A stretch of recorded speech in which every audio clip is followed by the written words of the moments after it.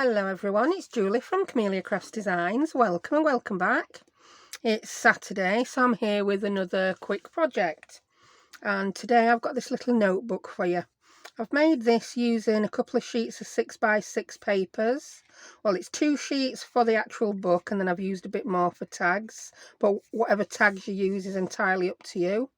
It's got 4 pockets. There's one there on the front, one on the front inside, one on the back inside, and again one in the back. Oh, that's upside down. Pop it right way. There you go.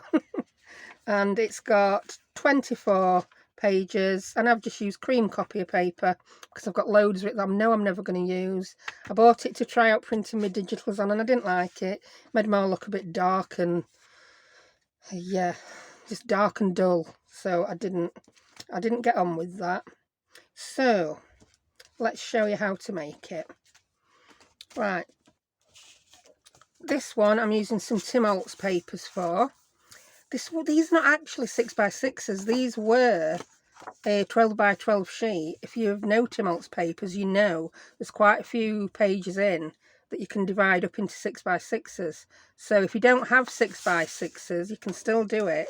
It doesn't have to be one of these. It can be any 12x12 sheet that you cut up. Just cut it into 4 to begin with. Right, which am I going to use for this? I think I want to use the plainer ones for the book. Yeah, I'm going to use that for the book itself. And I might use that for, I'm going to use that for the pockets. If that were, I could dither all day in it. To be honest, these papers are all so nice, it don't matter. Now first, take the one that you're going to use for your pockets, and we're going to need to cut it in half. We're not going to cut it that way, we're going to cut it horizontally. Yeah, so it's 6x6, so we're going to cut it at 3. Yeah, so we're left with those 2 and our one that is 6x6. Put your chopper down there, woman. Now you could actually make this. All you'd need is a pair of scissors and a needle. I'm using my tools because I've got them. You don't need to score this, you could just fold it in half. But if you've got it, use it. So the one that's left at 6x6, I've scored down the middle vertically, and that's our book.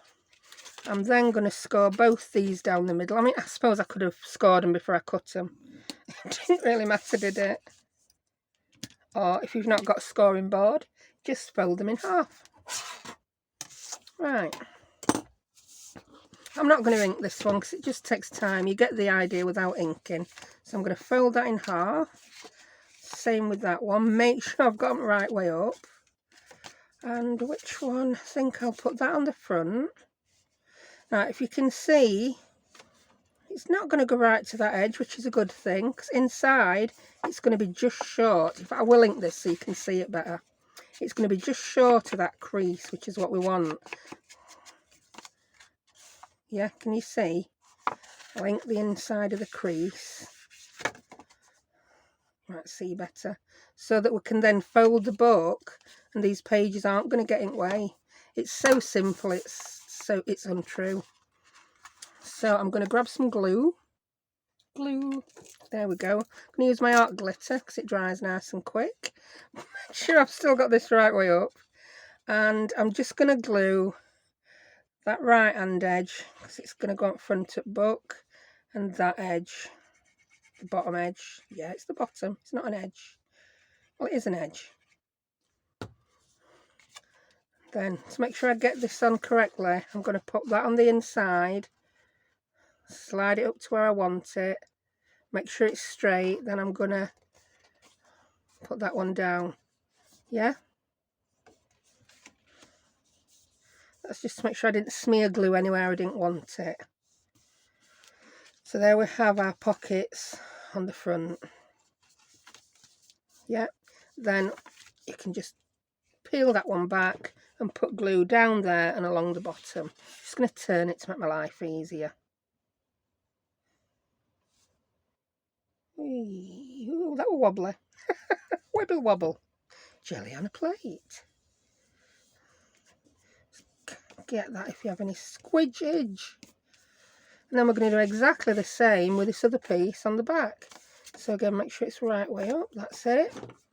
I'm going to glue the bottom and that side. I mean, you could even sew around this, that would be cute. You could even sew the signature and it's not that thick.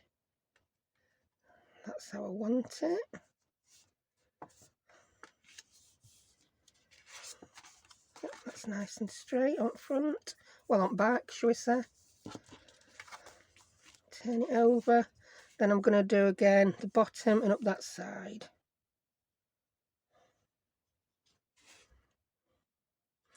Again, you use whatever glue you're happy with as well. I'm using out glitter because it dries quick.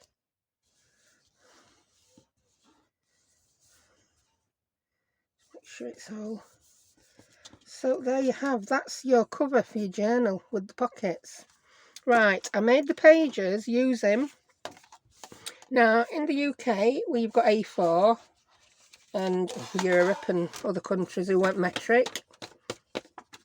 I know you ladies in the US have got, ladies, gents, and everyone in between, and Dave. You've got letter, haven't you? So I've cut my A4 in half, which has given me A5. Yeah, and I'll tell you what A5 then measures. You will still be able to do this with letter. It's what 5 and 7/8 by, should be 8 1/4, should it? Yeah, 8 1/4. Now you've got 8 1/2, haven't you, in the US? Let me show you my original book again.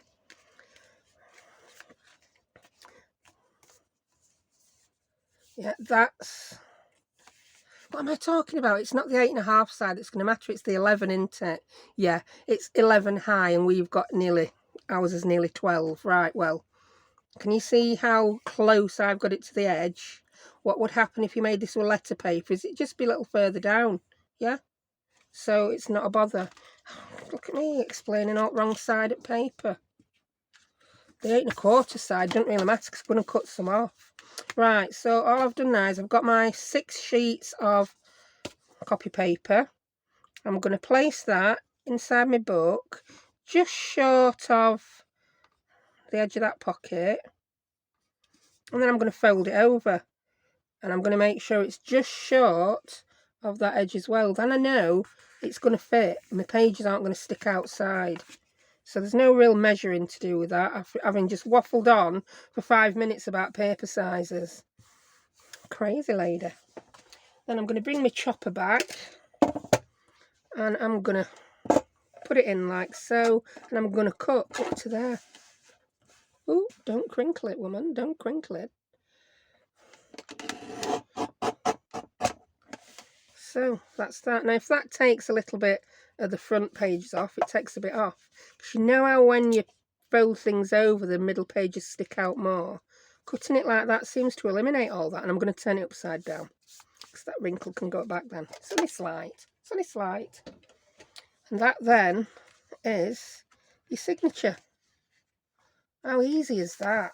And then you've got these left, what you can make another teeny tiny little book with, or put them in a notepad. You can make a little notepad to stick in one of these pockets. You can do what you want with this when you've made the shell. Right, next thing, you need some twine. I used this twine on my first one. I think on this one I'm going to use this burlap twine. Yeah, oh, look at that, that's a dodgy piece. You get dodgy pieces. It is a natural product. Now the length I've used is 5 times the length of the signature. So that's 1, 2, 3, 4, only roughly 5. Then I've got plenty to tie my bow with.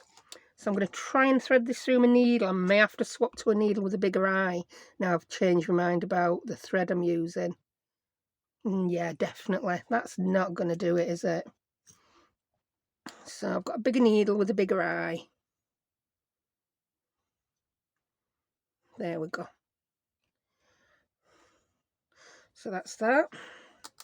Now, I didn't do it fancy for binding it. I have done a 3-hole pamphlet stitch. You've probably seen me do many of these. You've probably seen me fail to do many because I'm too impatient. Now, a good person would now take some paper clips. I'll do it. Just use the paper clips, woman. Behave. Be a good girl. Oh, that big one's good. And when you've got your signature where you want it, you'd put a paper clip on to hold it.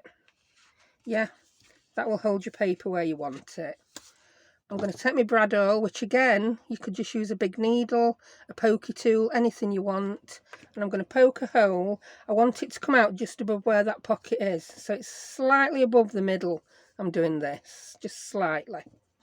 And let's poke it through. Then I'm going to eyeball. I'll poke it about there. That's about 3/4 of an inch from top. And then about 3/4 of an inch again from bottom.